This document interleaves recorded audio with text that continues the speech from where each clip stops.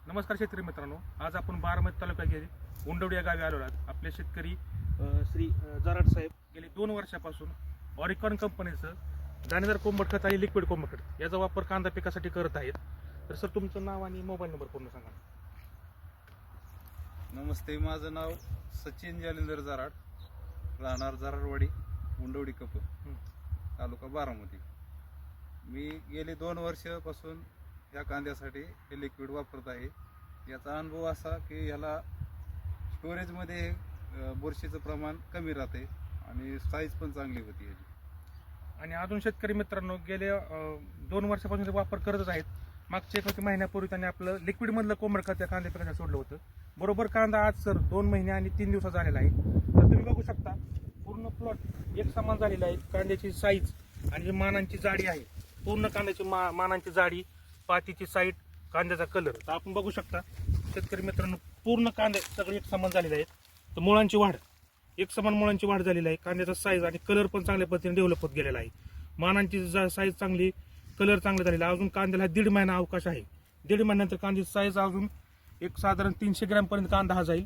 मुळांची वाढ चांगली झालेली आहे. तर अजून शेतकरी मित्रांना मी सांगू इच्छितो की बऱ्याच शेतकऱ्यांचा असा प्रॉब्लेम आहे की बाबा कोंबड खत वापरल्याने किंवा लिक्विड वापरल्यामुळे की चाळीमध्ये कांदा टिकत नाही. तर आपण आता आमचे शेतकरी त्यांना अनुभव आहेत की चाळीमध्ये कांदा साठवल्यामुळं बरेच शेतकऱ्यांना प्रॉब्लेम आहे की कोंबड खतामुळे चाळीमध्ये कांदा सडतो.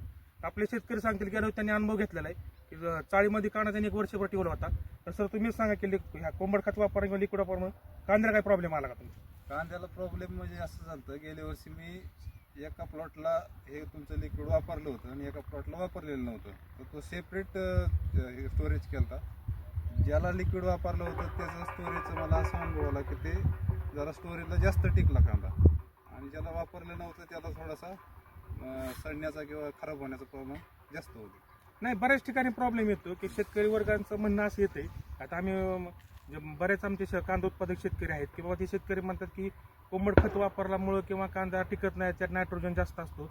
पण आपण लिक्विड फर्मेंटेशन केलं असतं, त्यात नायट्रोजन, फॉस्फरस, पोटॅशियम, सगळे मायक्रोन्यूट्रिएंट. तुम्ही आता पूर्ण हा प्लॉट बघू शकता की यांनी दाणेदार कोंबड खत आणि लिक्विडचा कोंबड खत वापर केलाय सर. शेतकरी मित्रांनो, तर पूर्ण प्लॉट एक समान आहे. कुठंही प्लॉटचं जाडी सेम झालेलं आहे. कुठला बी अजून एक ठिकाण तुम्हाला मी कांदा दाखवतो, पूर्ण साईज सेम झालेली, कुठंही कांदा आता हे झाले नाही. पूर्ण एक समान वाढ आहे कांद्याची. अजून कमीत कमी 1.5-2 महिने या कांद्याला वेळ आहे जाण्यासाठी. चांगल्या पद्धतीने डेव्हलप झालेले आहेत. शेतकरी वर्ग आनंदित. तुम्ही शेतकरी बांधवांसाठी काय सांगाल सर? लिक्विड मधलं कोंबड खत त्याचा वापर कशा पद्धतीने केला पाहिजे आणि तुम्हाला अजून बऱ्यापैकी कशा अनुभव शेतकरी मित्रांसाठी काय सांगणार?